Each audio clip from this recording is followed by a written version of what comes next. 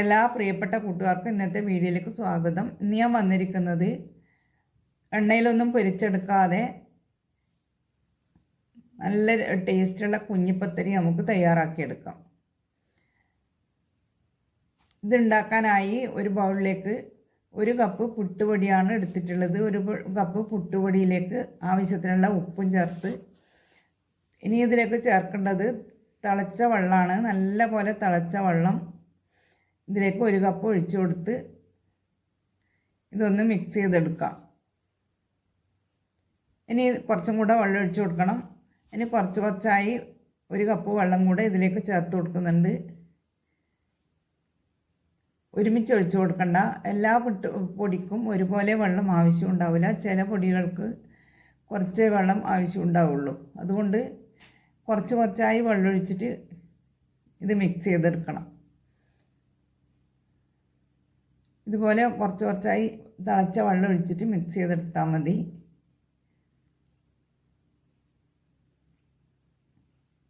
ഇതിലേക്ക് 2 കപ്പ് വെള്ളം ഒഴിച്ചു കൊടുത്തിട്ടുണ്ട്.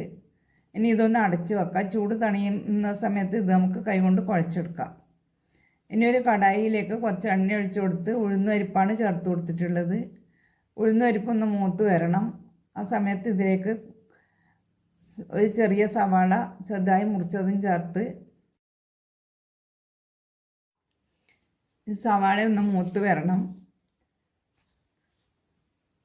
നല്ല ബ്രൗൺ കളർ ആവണ്ട. കുറച്ച് ഒന്ന് കളർ മാറുന്ന സമയത്ത് ഇതിലേക്ക് കുറച്ച് പെരിഞ്ജീരകം ചേർത്ത് കൊടുക്കണം. ഒരു 1/4 ടീസ്പൂൺ പെരിഞ്ജീരകം ചേർത്ത് കൊടുക്കുന്നുണ്ട്. പെരിഞ്ജീരകത്തിൻ്റെ ടേസ്റ്റ് ഇഷ്ടമില്ലാത്തവർ നല്ല ജീരകം ചേർത്ത് കൊടുത്താലും മതി. ഇതിലേക്ക് ഈ സമയത്ത് ചതച്ച വറ്റൽമുളകും കുറച്ച് കറിവേപ്പിലയും ചേർത്ത് കൊടുക്കാം. ഇത് മൂത്ത് വരുമ്പം ഇതിലേക്ക് ഒഴിച്ചു കൊടുത്താൽ മതി. ഇനി ഇതൊന്ന് കൈകൊണ്ട് ഇത് തണുത്ത് വന്നിട്ടുണ്ട്. ഇനി കൈകൊണ്ട് നല്ല പോലെ കുഴച്ചെടുക്കണം. 1 മിനിറ്റ് 2 മിനിറ്റ് ഇത് നല്ല പോലെ കുഴച്ച് മയപ്പെടുത്തിയെടുക്കണം. കുഴച്ചെടുത്തിട്ടുണ്ട്. അതിലേക്ക് കുറച്ച് തേങ്ങയും കൂടെ ചേർത്ത് ഒന്നും കൂടെ കുഴച്ചെടുക്കാം.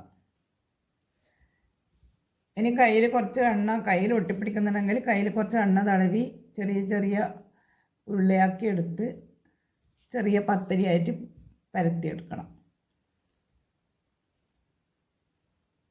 വളരെ എളുപ്പത്തിൽ തയ്യാറാക്കി എടുക്കാൻ പറ്റുന്ന നല്ല ഹെൽത്തി ആയിട്ടുള്ള ഒരു പലഹാരമാണ്. ഇതുപോലെ നിങ്ങൾ തയ്യാറാക്കി നോക്കിയിട്ടില്ലെങ്കിൽ തയ്യാറാക്കി നോക്കണം. വീഡിയോ ഇഷ്ടമായാൽ ഒന്ന് ലൈക്ക് ചെയ്യണേ. നിങ്ങളുടെ അഭിപ്രായങ്ങൾ കമൻറ്റ് ബോക്സിലൂടെ അറിയിക്കണേ. ഇതുവരെ സബ്സ്ക്രൈബ് ചെയ്യാത്തവരാണെങ്കിൽ ഒന്ന് സബ്സ്ക്രൈബ് ചെയ്ത് സപ്പോർട്ട് ചെയ്യണേ. മാവ് മുഴുവൻ ഇതുപോലെ പരത്തിയെടുത്തിട്ടുണ്ട്. ഇനി ഇതൊരു പാത്രത്തിലാണ്. ഈ ഒരു പാത്രത്തിൽ കുറച്ച് തേങ്ങ ഇട്ട് കൊടുത്ത് അതിന് മുകളിൽ ഇതെടുത്ത് വച്ച് ഒരു ആവി പാത്രത്തിൽ കുറച്ച് വെള്ളം ചൂടാവാൻ വെച്ചിട്ടുണ്ട്.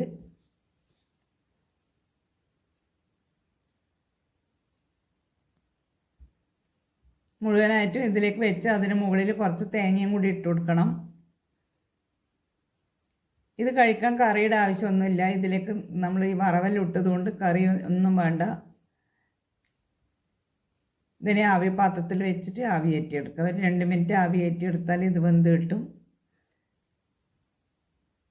ഇത്രയേ വളരെ എളുപ്പത്തിൽ നമുക്ക് തയ്യാറാക്കിയെടുക്കാം. ഈ പലഹാരം വെന്ത് വന്നിട്ടുണ്ട്. ഇതൊരു പാത്രത്തിലേക്ക് മാറ്റാം. നല്ല ടേസ്റ്റുള്ള നമ്മുടെ പലഹാരം റെഡിയായി. എല്ലാവരും ഉണ്ടാക്കി നോക്കി നിങ്ങളുടെ അഭിപ്രായങ്ങൾ കമൻറ്റ് ബോക്സിലൂടെ അറിയിക്കണേ.